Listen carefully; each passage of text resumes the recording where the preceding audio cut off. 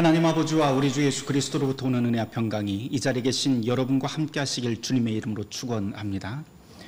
대림절 세 번째 초가 밝혀졌습니다. 대림절 세 번째 주일을 일명 장미주일이라고도 그렇게 부르는데요. 그래서 오늘 성탄트리에는 이전에 없던 이번에는 장미꽃이 이렇게 장식이 되었습니다. 그리고 제단에는 그 장미 색깔과 비슷한 그런 분홍색의 백합들이 이렇게 장식이 되어 있습니다. 특별히 이 세 번째 대림절 세 번째 주일인 장미주일에는요, 로마 가톨릭에서는 사제들이 이날만큼은 장미빛깔의 그 제의를 딱 한 번 입는 날이기도 합니다.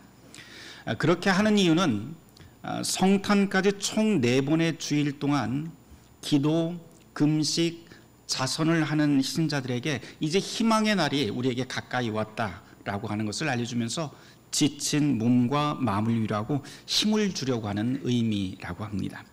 그러니까 대림절 세 번째 주일은 신앙 안에서 우리가 다짐했던 여러 결심들을 다시 돌아보고 그리고 실천하면서 성탄의 기쁨을 미리 앞당겨 맛보는 그런 주일이 바로 오늘 이 대림절 세 번째 주일 장미주일이라고 할 수가 있습니다.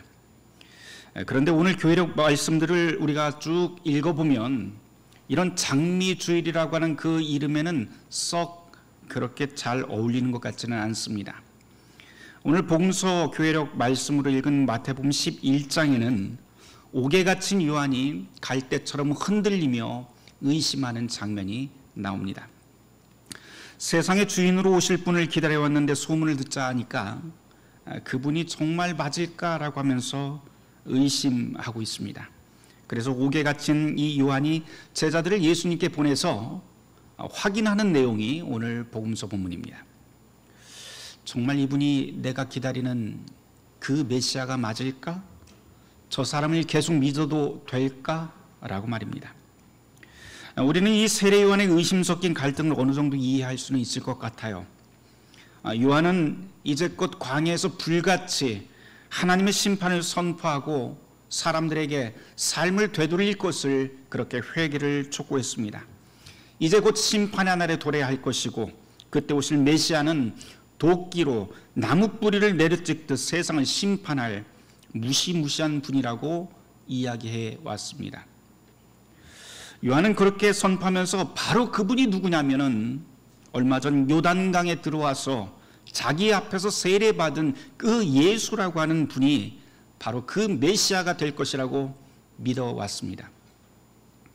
그런데 그렇게 믿었던 이 메시아 예수가 듣자 하니까 소문이 썩 좋지 않아요.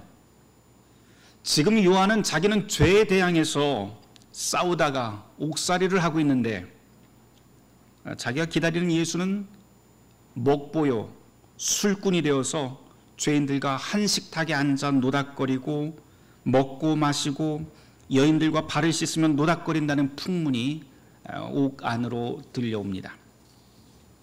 혼란에 빠집니다. 정말 그분이 맞을까? 내가 혹시 잘못 짚은 것은 아닐까? 라고 말입니다. 복음서 말씀을 보면 이 세례 요한과 예수님이 다른 점이 참 많이 있습니다. 요한은 평생 수도사처럼 살았죠. 마을을 피해서 광야로 나갔고 직물로 짠 옷감 대신에 낙타 가죽을 입습니다. 사람 손으로 만든 빵이나 포도주는 손도 대지 않았고요. 메뚜기나 석청같이 완전히 자연식으로 또 흐르는 강물을 마시며 살았습니다. 요한은 그렇게 세상과 떨어져서 밤낮 기도하며 하나님의 진노를 선포하면서 살던 사람입니다. 그렇게 금욕적으로 살던 요한이다 보니까 자기가 기다리는 메시아는 최소한 나보다는 조금 더 금욕적이고 나보다는 더 경건한 분, 나와는 달라도 무언가 확실히 다른 분으로 기대했을지도 모르겠습니다. 그런데 실상은 그렇지 않았죠. 요한이 볼 때 예수님은 너무나도 낯선 메시아, 너무 이상한 메시아, 이해할 수 없는 분입니다. 우리가 상식적으로 생각해도 그렇지 않아요? 이 땅에 하나님 나라를 몰고 오실 분이라면 최소한 세례 요한보다는 더 카리스마 있고 최소한 세례 요한보다는 더 강렬한 메시지를 전하는 그런 분이어야 될 것 같습니다만 성경은 그렇게 이야기하지 않습니다. 마태복음 11장 16절에서 예수님은 요한과 당신 자신을 아주 절묘하게 비유를 하고 계시는데요. 여러분들이 한번 마태복음 11장 16절 말씀을 눈으로 한번 읽어보시길 바랍니다. 거기에 보면 주님은 요한의 스타일을 아이들의 장례식 놀이에 비유를 하고요, 예수님 당신 자신의 스타일을 뭐라고 이야기를 하면 결혼식 놀이에 그렇게 비유를 하고 있습니다. 한번 보세요. 제가 그 구조를 풀면 이렇게 읽어도 될 것 같아서 한번 여러분에게 한번 읽어보도록 하겠습니다. 이 세대를 무엇에 비유할까? 너희는 장터에서 노는 고집스러운 아이들 같구나. 요한이 와서 장송곡을 불러도 가슴치며 슬퍼하지 않더니 지금은 내가 피리를 불며 가락에 맞춰 결혼식 노래를 불려도 춤을 추려고 하지 않는구나 라고 말입니다. 이상하지 않습니까? 세례 요한도 하나님이 보냈고 예수님도 하나님이 보냈는데 어찌도 이렇게 스타일이 전혀 다를까요? 이걸 우리는 어떻게 받아들여야 할까요? 세례 요한은 분명히 하나님의 보냄받은 종입니다. 예수님께서는 여인이 낳은 자 중에 가장 큰 자라고 요한을 축혀 세우지요. 그리고는 마태복음 11장 13절에서 이렇게 말씀을 하십니다. 모든 선지자와 율법이 예언한 것은 바로 이 요한까지다 라고 말입니다. 무슨 뜻이에요? 요한은 메시아 시대를 준비하고 예고하는 구약의 마지막 인물, 마지막 예언자라고 하는 뜻입니다. 그렇게 요한은 큰 인물이에요.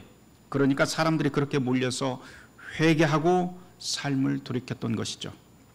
하지만 성경은 이 요한에서 끝나지 않고 요한보다도 더 큰 분, 메시아로 오실 예수를 바라보라고 우리를 인도합니다. 요한보다 더 크신 예수님은 어떻게 일하는지 여러분들이 한번 복음서를 통해서 여러분들이 알고 있는 예수님을 한번 떠올려 보시길 바랍니다. 주님이 다니는 곳에는 전에 없던 새로운 일들이 벌어지기 시작을 하죠. 그분은 통념과 틀을 깨버리는 파격 그 자체입니다. 그분은 남들이 다 꺼리는 병들고 죄 많은 사람을 찾아갑니다. 거기서 병을 치유하고 죄를 용서하고 슬픔을 기쁨으로 바꿔버립니다. 그러면서 거기 있는 사람들에게 하나님의 나라가 어떤 것인지 직접 체험할 수 있도록 그 증거를 보여주십니다. 이름하여 장례식의 우울한 시대 한가운데 결혼식의 시대를 예수님께서는 보여주신 것이죠. 이것이 바로 세례 요한과 예수님의 차이입니다. 요한은 통곡하지만 주님은 기뻐하십니다.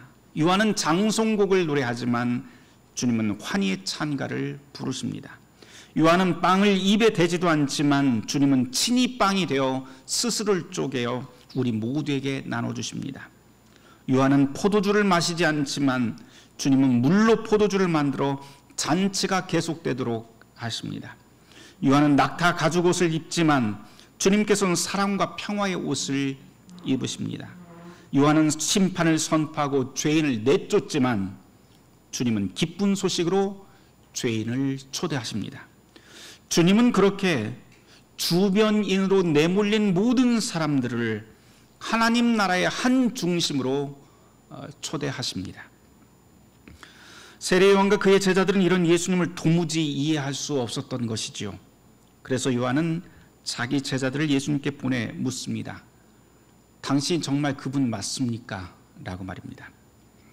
이렇게 의심하는 요한의 제자들에게 주님이 말씀하신데 마태복음 11장 4절 5절 말씀입니다. 우리 찾아서 같이 한번 읽어보도록 하죠. 마태복음 11장 4절 5절 말씀입니다. 같이 읽습니다.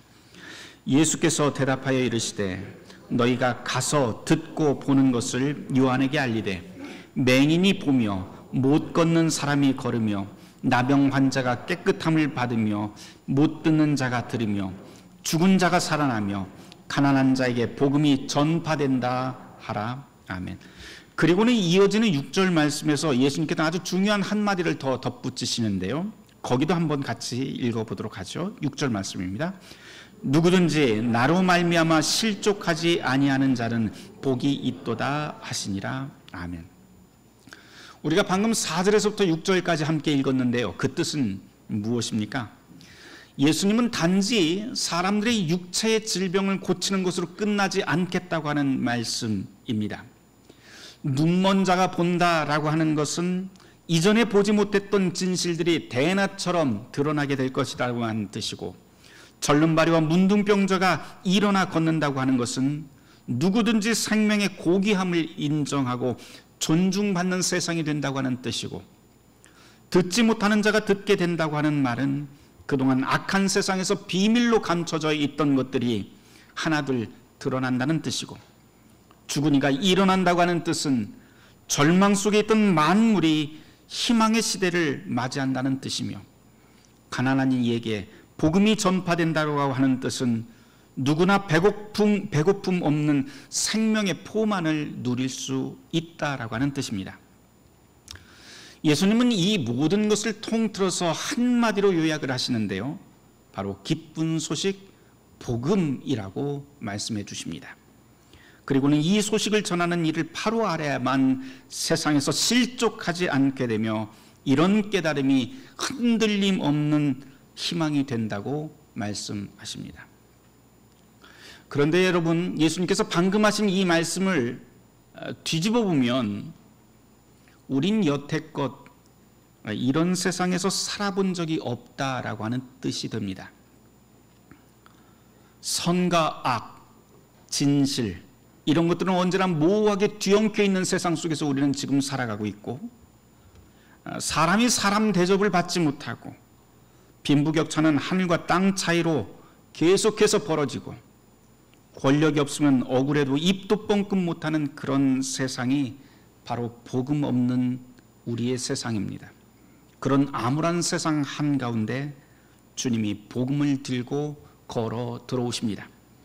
오늘의 복음서 말씀이 전하는 메시지가 바로 이것입니다. 제가 지난주에 아주 흥미로운 논문 한 편을 읽었습니다. 루터대학교 이지성 교수님이 쓴 글인데요, 제목은 능력주의 사회에 대한 기독교 사회 윤리적 재원이라고 하는 다소 이제 학문적인 글입니다만, 부제가 뭐라고 붙어 있냐면 포도원 주인이 능력주의를 대처하는 법이라고 하는 재미난 부제가 붙어 있는데 16장짜리 그런 분량의 소논문입니다. 이 시간에 제가 다 소개를 할 수는 없지만 읽다가 굉장히 인상적인 몇 군데가 있어서 여러분에게 좀 소개를 하려고 합니다. 그 첫 페이지가 이렇게 시작을 합니다. 한번 읽어볼게요. 2021년 영국 레가툼 연구소가 발표한 레가툼 번영 지수에 따르면 우리나라는 167개국 중 29번째로 살기 좋은 나라이며 교육과 건강 분야에서는 최상위인 2위와 3위를 차지했다. 하지만 여기부터가 중요합니다. 하지만 개인의 사회적 관계와 공적 제도의 신뢰를 측정하는 사회적 자본 분야에서는 147위로 매우 열악하다고 평가되었다. 작년도입니다. 2021년도 영국에서 조사한 건데요, 167개국 가운데 겉으로는 굉장히 잘 사는데 사실은 사회적 자본이라고 하는 사람들 간의 관계, 그리고 서로 믿고 사는 그런 신뢰도가 이만큼 147위로 아주 형편없다라고 영국 레가툼 연구소에서 그렇게 평가를 했다고 합니다. 그런데 여기 조금 그 다음을 읽어볼게요. 이것은 2020년 통계인 139위보다도 8단계나 하락한 순위다. 그러니까 1년 만에 또 8단계를 또 수직 하락을 하게 됩니다. 간단히 말해서 겉으로는 우리 대한민국이 정말 살기 좋은 나라인 것 같지만 서로를 믿지 못하는 불신의 사회가 우리나라의 실제 모습이다라고 하는 것이죠. 이 글은 그렇게 시작하면서 여러 통계들 계속해서 보여줘요.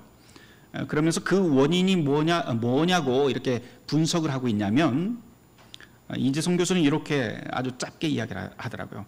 능력지상주의를 맹신한 결과였다. 능력지상주의를 맹신한 결과, 다른 말로 하면 엘리트주의만 살아남는 그런 사회, 이게 바로 우리 대한민국의 현실이다라고 합니다. 그런 다음에 이런 말도 나와요. 우리 일상은 이미 전쟁터가 되어버렸다. 일상이 전쟁터인 우리의 현실을 이런 능력주의 사회가 결코 해결할 수 없다라고 하는 말도 하고 있습니다. 그러면서 그 이유를 또 조목조목 다 설명을 하더라고요. 그러면서 이런 엘리트 사회 대신에 모두가 공동체의 평등한 일원들, 그리고 서로가 서로에게 진실한 동료애를 품은 그런 동료가 되는 사회를 지향해야 된다라고 하면서 그 논지를 펼쳐나갑니다. 글 중반에 또 이런 구절이 나오는데 퍽 인상적이었어요. 제가 다시 한번 읽어보도록 할게요. 기독교적 인간의 당연한 귀결은 강력한 평등의식이다. 평등은 모든 사람이 똑같이 키가 크고 똑같이 살이 쪄야 한다는 말이 아닌 것처럼 평등은 사람이 모두 동일하게 영민하거나 동일하게 덕스럽다고 하는 의미가 아니다. 우리가 서로 다 다르다는 거예요. 그렇죠? 그 다른 거를 가지고 다 평등으로 다 이렇게 퉁칠 수 없다는 말입니다. 계속 읽어보죠. 기독교적 평등이란 모든 사람이 단지 사람이라고 하는 이유만으로 동일한 가치를 지닌다고 하는 의미다. 이게 굉장히 중요한 구절입니다. 평등이라고 하는 것은 부나 재화의 문제가 아니라 돈의 문제가 아니고 사회적 관계의 차원이다. 신이 보기에, 하나님이 보기에 인간은 모두 다 평등한 존재이기 때문에 서로를 평가하거나 관계할 때 서로 평등해야 하며 서로에게 공정해야 한다. 아마 이 내용은요, 인간이 창조될 때 하나님의 형상으로 똑같이 창조가 되었잖아요. 그런 그 뒷배경을 좀 가지고 있습니다. 그래서 하나님이 보기에 인간은 모두 다 평등한 존재이기 때문에 서로를 평가하거나 관계할 때 서로 동등한 입장에서 서로를 존중해야 된다라고 하는 뜻이죠. 신이 보기에 인간은 그저 한없이 위대하고, 이 구절도 굉장히 인상적인데, 신이 보기에, 하나님이 보기에 인간은 그저 한없이 위대하고. 왜 위대해요? 위대한 이유는 하나님의 형상으로 우리가 만들어졌기 때문에 한없이 위대한 거예요. 그 다음, 하나님이 보기에 인간은 그저 한없이 위대하고 동시에 한없이 취약하다. 성경에서 세상에 의인은 없나니 모두가 다 의인이다라고 하는 그 말씀을 배경으로 한 것 같습니다. 그것 이외에 인간이 공유하는 공통점이라고 하는 하나도 없다. 다시 한번 읽어볼게요. 신이 보기에 인간은 그저 한없이 위대하고 한없이 취약하다. 그것 이외에 인간이 공유하고 있는 공통점은 없다. 그렇게 인간을 계급으로 나누는 것은 하나님을 향한 모욕이다. 이게 논문인데 설교문 같더라고요. 저를 읽으면서. 이재성 교수가 글 뒷부분에 이런 말을 덧붙이고 있어요. 우리가 목표로 삼아야 할 사회는 능력과 보상의 원리가 지배하는 곳이 아니라 평등의 가치, 평등의 원리에 기초해서 사람 자체로 그 존귀함이 보장되는 그런 나라가 되어야 된다라고 설명을 합니다. 저는 이 글을 읽으면서 모든 사람은 다 하나님의 형상으로 지음받은 존귀한 존재라고 하는 이 성경의 말씀, 그리고 이 작은 성경의 말씀, 하나님 형상이라고 하는 이 작은 진리에서 시작해서 모든 세례받은 사람은 하나님 앞에서 모두 다 평등하다라고 하는 종교개혁의 만인사제직이 떠올랐습니다. 그런데 여기서 끝나지 않고요. 제가 설교 준비를 하다 보니까, 오늘 본문을 묵상하다 보니까 오늘 본문도 역시 그런 맥락과 연결이 됩니다. 우리는 모두 다 하나님의 형상입니다. 그래서 우리는 모두 다 평등하고 존귀합니다. 성경의 복음대로 하자면, 예수님께서 들고 오시는 그 복음대로 하자면, 우리는 몸이 좀 불편해도, 돈이 없어도, 배우지 못하고 나와 다르다 할지라도, 배경과 성별이 낯설어도 생명이 있다고 하는 것 그 자체로 우리는 충분히 존귀하고 존중받을 만합니다. 그런데 이런 생각은 사실 우리가 살아가고 있는 이 사회 속에서, 우리가 살아가고 있는 능력주의 사회, 보상의 논리가 가득한 이 엘리트 사회에서는 언제나 의심스러운 생각이고 서로의 관계를 갈등하게 만드는 요인이 됩니다. 이런 의심과 갈등이 생길 때 오늘의 말씀을 기억해 보길 바랍니다. 주님은 예언자 요한에게조차 낯선 모습이었지만 그분은 모두가 존중받고 모두가 의미 있는 세상, 더불어 사는 게 기쁜 세상을 이 땅에 몰고 오셨다라고 하는 복음의 말씀을 우리에게 주십니다. 대림의 절기에 우리가 기다리는 예수가 바로 이런 분 아닐까요? 주님은 외딴 곳에 떨어져서 하늘 한 구석에 혼자 거룩하다고 쭈그리고 앉아있는 그런 분이 아닙니다. 우리가 기다리는 그분은 우리에게 찾아오셔서 우리와 함께 올리고 우리와 더불어서 사시는 분입니다. 우리와 같이 먹고 마시고 우리와 같이 입고 우리와 같이 노래하고 우리와 같이 일하고 우리와 함께 걸어가면서 세상에서 가장 작고 가장 보잘것없는 사람들을 위로하며 세워주고 존중받게 만드시는 분이 우리가 기다리는 예수 그리스도입니다. 우리가 기다리는 이 성탄의 주님은 진실을 마주할 지혜와 사람답게 살 용기를 북돋고 우리의 닫힌 귀와 입을 열어서 기쁘게 서로에게 소통할 수 있도록 세상을 바꾸시는 분이 바로 성탄의 예수입니다. 우리는 지금 그런 분을 기다립니다. 왜냐하면 그분이 우리에게로 오시기로 약속하셨기 때문이죠. 오늘 복음서 본문을 묵상하면서 여러분들이 다 있더라도 이것 하나만큼은 잊지 않았으면 좋겠어요. 감옥에 있던 세례 요한이 의심하고 있었다라고 하는 대목입니다. 요한이 어떤 사람이에요? 마지막 예언자잖아요, 그렇죠? 예언자라면 굳건한 신앙, 흔들리지 않는 신앙을 가질 법도 한데 이 예언자도 지금 의심하고 갈등합니다. 저는 이 구절을 묵상하면서 예언자가 왜 이렇게 흔들리지? 하면서 당황하기보다는 굉장히 안심이 되더라고요. 왜냐하면 예언자도 이렇게 의심하고 흔들리는데 제가 이제껏 의심하고 갈등하고 흔들렸던 것, 성경도 이렇게 예언자의 의심을 받아들일 수 있다면 하나님께서는 우리의 의심, 나의 갈등도 충분히 넉넉하게 받아주실 수 있겠구나라고 하는 안도감이 들었습니다. 세례요한처럼 사람은 누구나 다 의심과 갈등의 시간이 찾아옵니다. 혹시 이 시간 이 자리에 있는 여러분 가운데서 예수의 신앙 가운데서 흔들리며 갈등하고 있는 분이 있지는 않은지요? 내가 지금 예수를 제대로 믿고 있는 것인지, 내가 지금 가고 있는 이 길이 제대로 맞는 것인지 의심하고 아파하지는 않는지요? 요한을 한번 보세요. 정상입니다.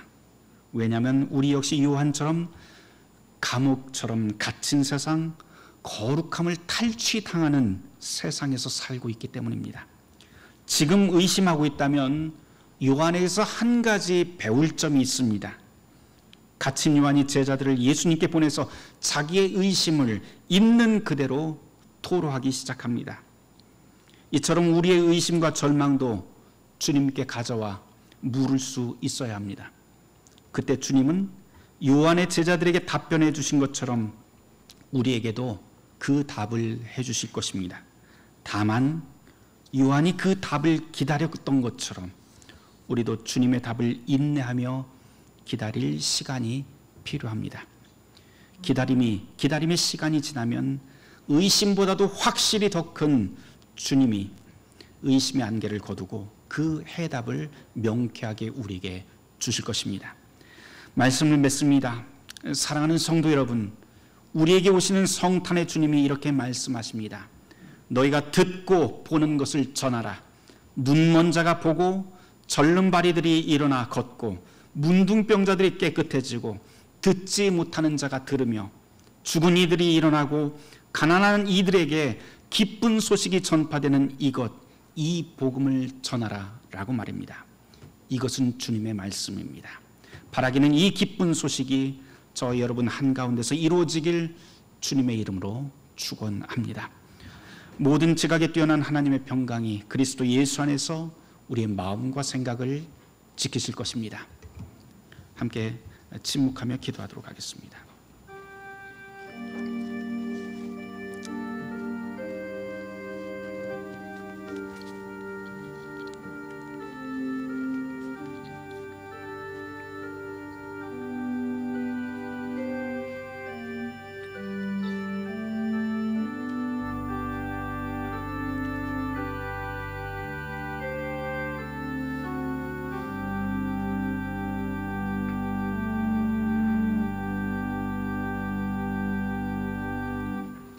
아멘. 주 예수여 어서 오시옵소서. 우리가 주님을 기다립니다.